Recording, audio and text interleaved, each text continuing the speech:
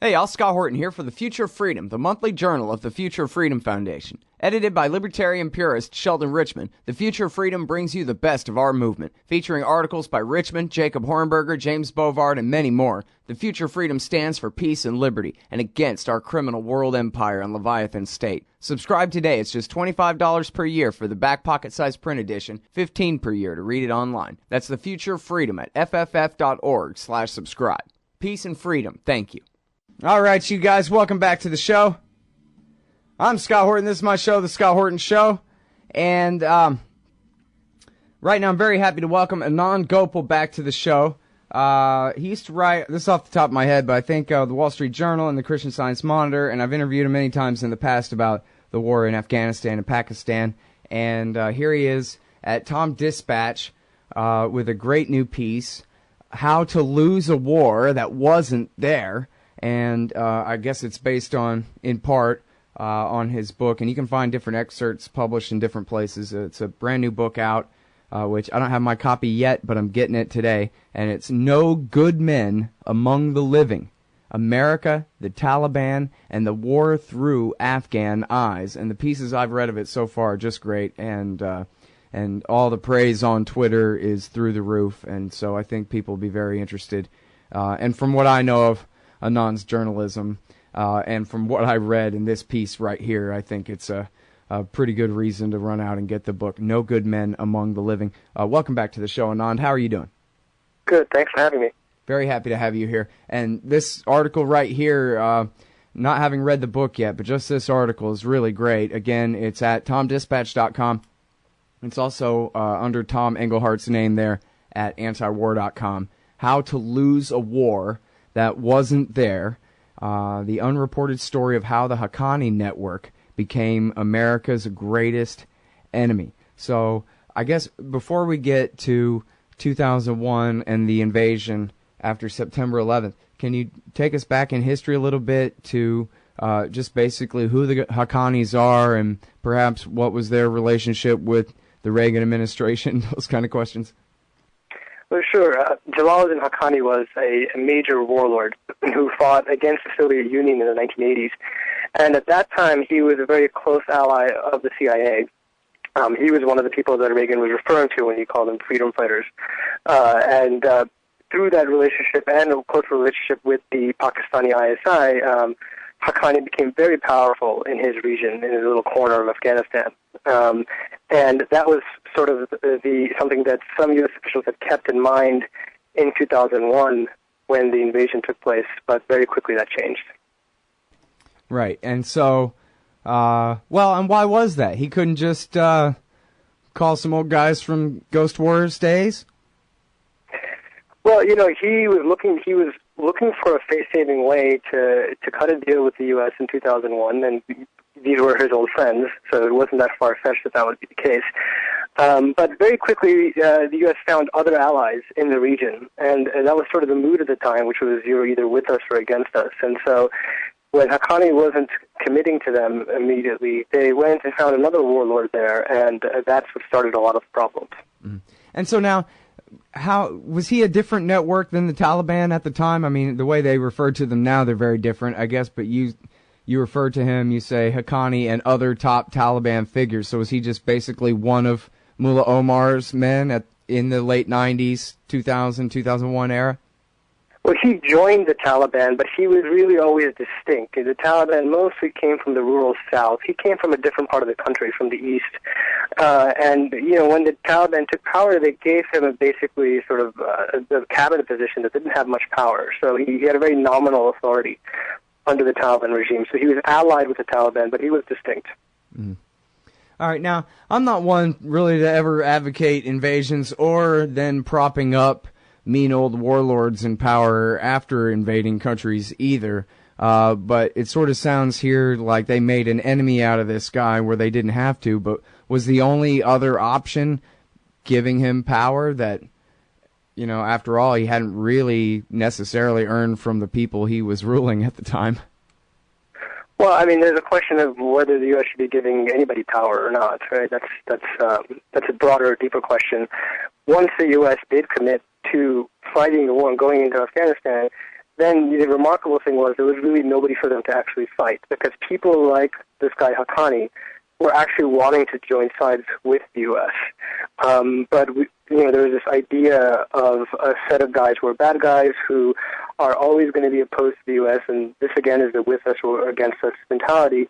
And that sort of ideological perspective did not allow these sorts of deals to take place. And instead, the very people who tried to join the Hamid Karzai government, like Haqqani, were actually attacked and driven to the Taliban. Mm-hmm. Yeah, I mean, the way you talk about it in the article, it sure seems like he tried quite a few times to come and suck up to the Americans, or whatever you call it, make peace with them. And not just did the Americans bomb them, but bombed kids, bombed, anybody who could have possibly, really killed the families of anybody who might have been associated with him, who might have agreed with him to go and try to work with the Americans at all. They basically just chased him out of the country, but they didn't defeat him. They just made him more and more powerful by driving him safe across the border into Pakistan, at least for a while, right? Well, that's what makes it even more of a tragedy, because they didn't end up killing him or anything. He became stronger, and the only people who were killed in this process, as you said, were civilians. At that time, and this is 2002 and 2003, anybody who was even remotely associated with him would be targeted and sent to Guantanamo or just outright killed. And even if you weren't associated with him, even if somebody could accuse you of being associated with him, such as, let's say, you came from a village that was a mile away from his village, that was enough in 2002 to get you rolled up and sent to prison. So that was sort of the atmosphere that was created by targeting this one person. Right. Well, and then I guess, to what degree is it the case that the Taliban, I mean, I don't know the history really of how that actually played out in terms of percentages and numbers of the Taliban and their fighters, their foot soldiers, their political leadership in that era, 2001. How many of them were killed? Was there even really any such thing as the Taliban at that point, other than, Mullah Omar and his 6 closest friends cowering somewhere over the line in Pakistan? Because it doesn't seem like the trouble with them started back up again until, what, 04, 05? Well, that's right. And in fact, during the invasion itself, there were thousands of people who were killed. Many of them were Taliban foot soldiers. But after that, there was no more Taliban. The Taliban had ceased to exist as an organized entity. And most of those people who had been in the Taliban, they basically just went back to their homes. And this is sort of, if you look at Afghan history, this is not surprising. After the Russians had left in 1989, a lot of those Afghans who were communists switched sides and called themselves mujahideen or holy warriors. And, this is when you're at a country that's been at war for 30 years, you'll see a lot of this kind of side switching to survive. And that's what happened after 2001. So all of these Taliban fighters, even the leadership, even people who are close friends of Mullah Omar, were coming to the Americans and to the Karzai government and saying, look, we surrender, here are our weapons, maybe we can join the Karzai government, or maybe we consider home.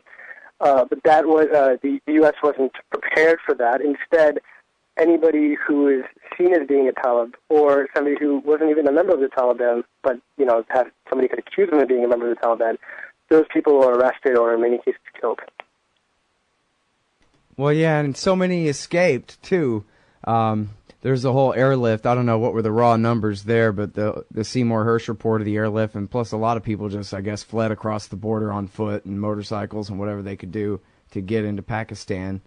But I remember, there's footage in that movie, The Power of Nightmares, where the Americans are going, and Brits too, I guess, going up and down mountains looking for Al-Qaeda, when there never really were more than a few hundred of them, and most of them got bombed, by the CIA with their laser designators and all that. So, I mean, my best understanding, Anand, was that maybe Osama and a few dozen of his closest buddies were able to escape across the border into Pakistan. And then, like you say, the Taliban, basically, after being overthrown, were the ones that weren't killed basically melted away. So here you had a giant army of occupation and nobody to kill. So they just went around basically finding enemies and, man with a hammer and all of that. And they ended up creating a gigantic war where they didn't even have one before.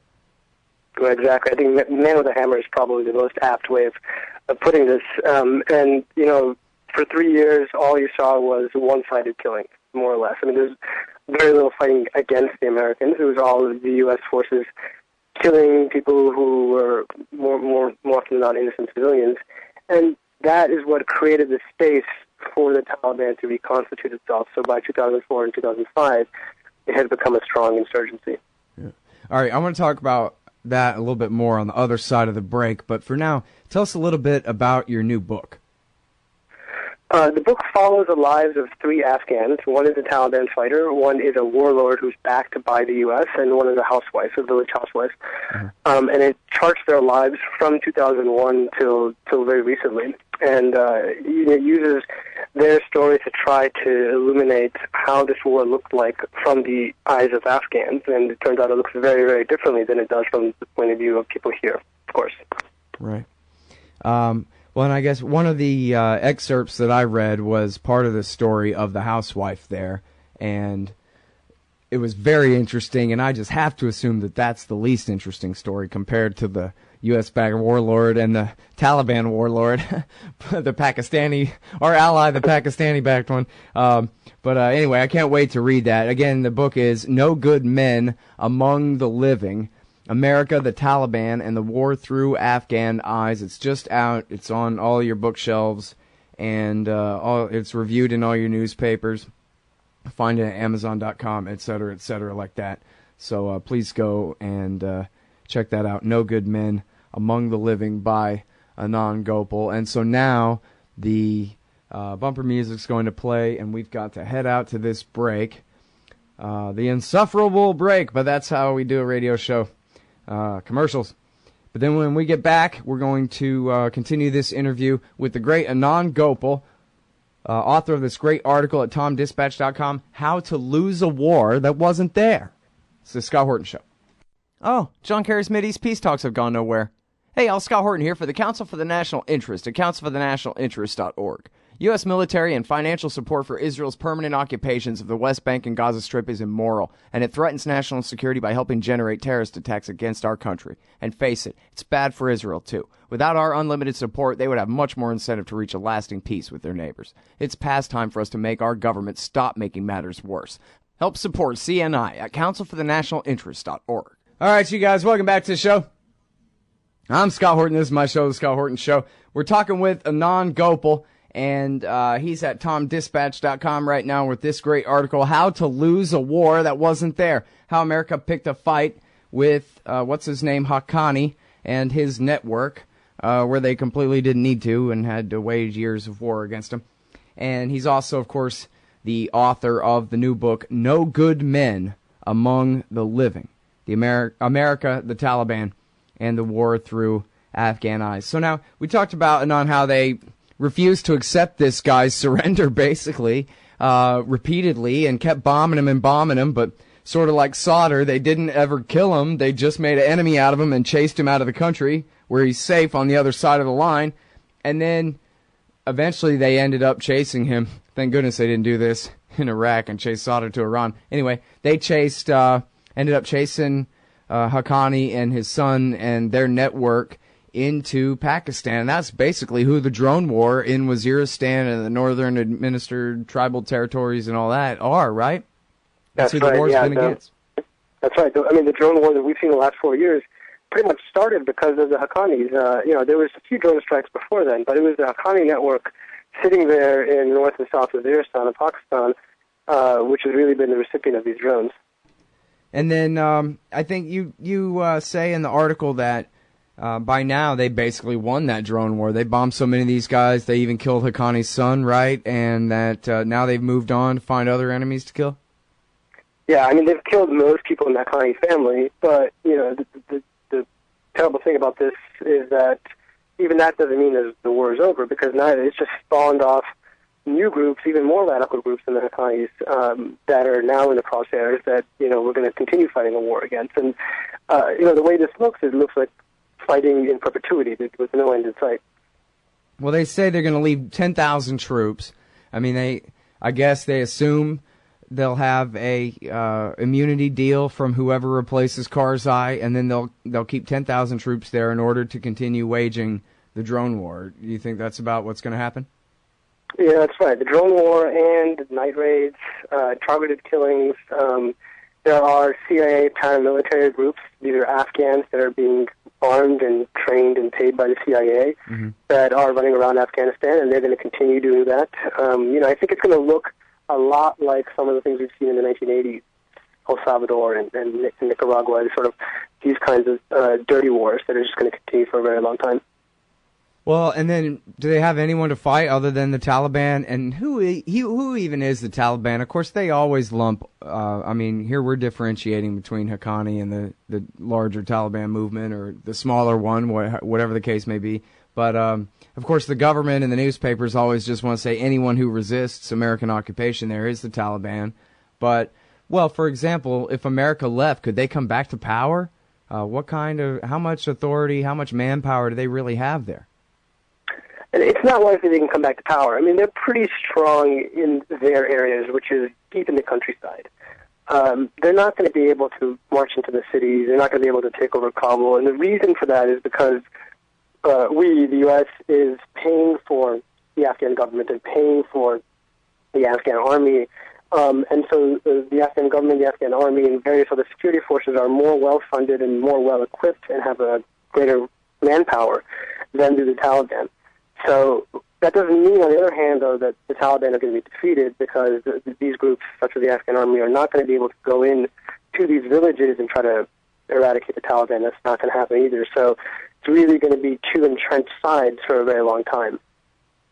Yeah, I wonder about the new Afghan army. I mean, they've been a joke for so long, but I guess I can't deny the possibility that the special forces or whoever have been able, the contractors, have been able to figure out how to train a corps of a few tens of thousands of guys to actually be an army, or are they still just a joke, or what?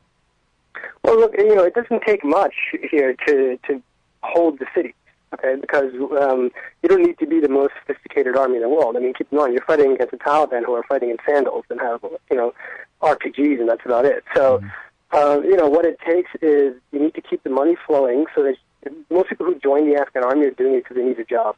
And so as long as there's a prospect of getting a paycheck, there's going to be Afghans who are going to sign up for that. And so that's what's happening. And so as long as that continues, as long as you keep pouring billions upon billions of dollars into the country, I think the Afghan army is going to hold together, and they're going to be able to defend the city. And then, so is there any chance that we can declare victory and go ahead and leave and just keep bankrolling the government there? I mean, not that I'm in favor of that, but it's better than occupying the place still.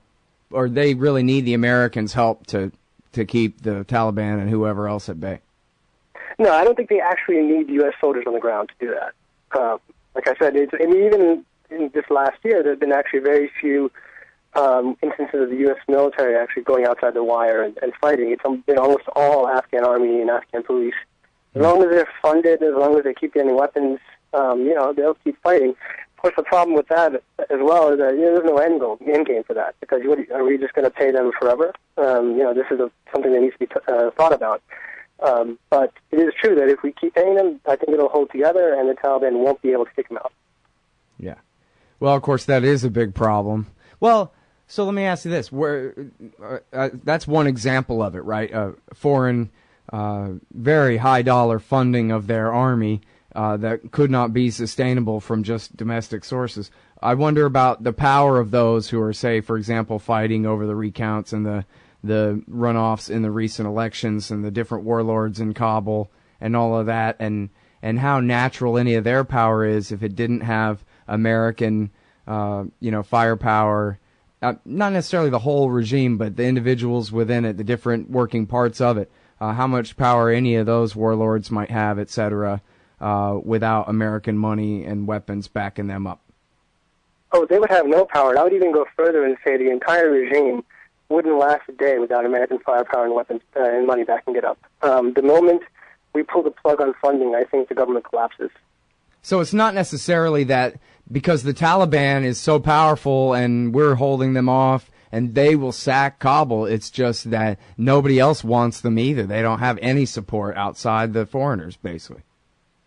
Yeah, and the thing is, if you look at the Afghan government, it has no revenue. There's no taxes that are collected. There's no industry. There's nothing. So the only way the government stays together, how do you even pay police officers? Right? Where do you get the money to pay the police? It has to come from the U.S. There's no way for the government to get money domestically.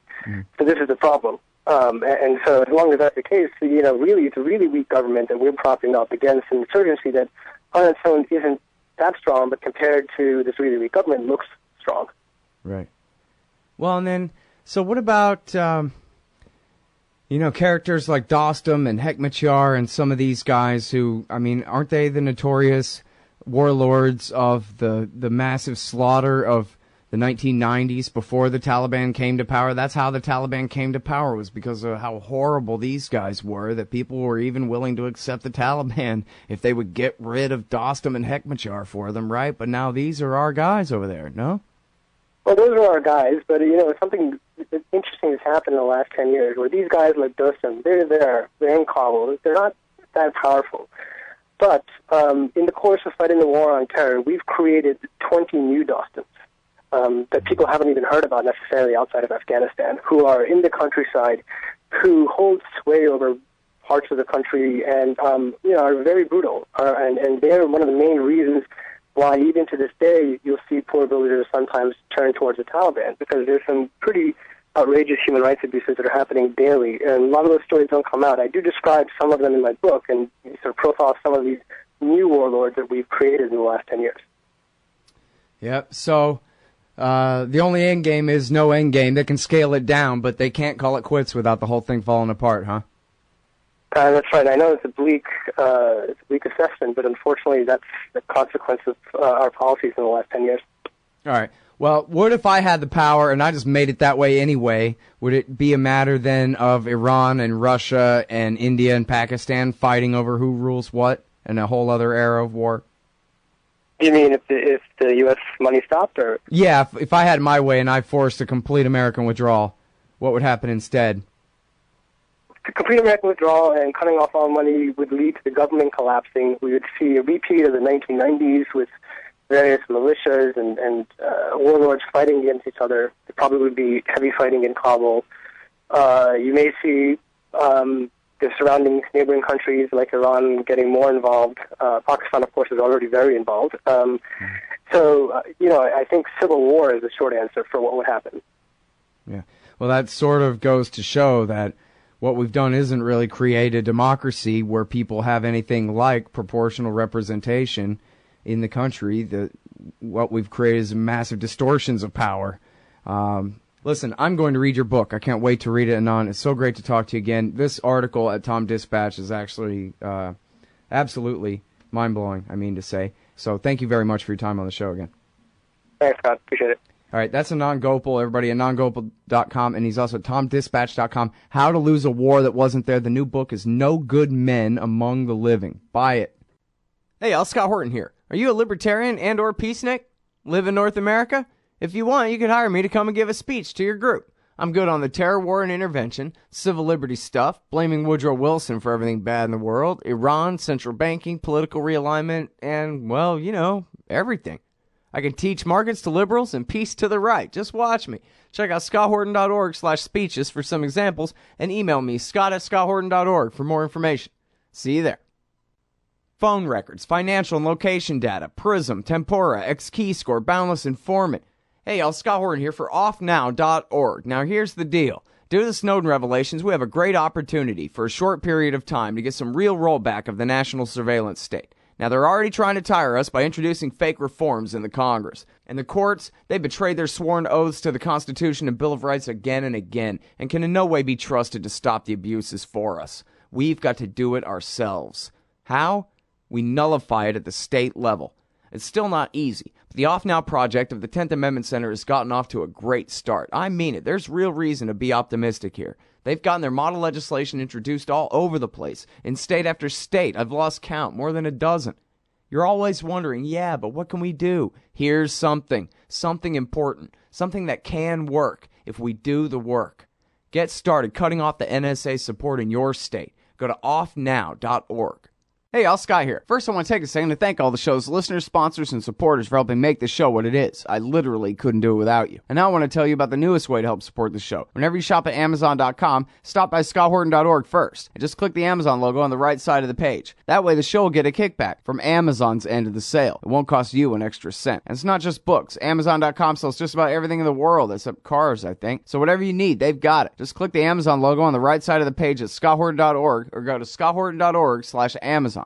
Hey y'all, Scott Horton here for WallStreetWindow.com. Mike Swanson knows his stuff. He made a killing running his own hedge fund and always gets out of the stock market before the government-generated bubbles pop, which is, by the way, what he's doing right now, selling all his stocks and betting on gold and commodities. Sign up at WallStreetWindow.com and get real-time updates from Mike on all his market moves. It's hard to know how to protect your savings and earn a good return in an economy like this. Mike Swanson can help. Follow along on paper and see for yourself. WallStreetWindow.com.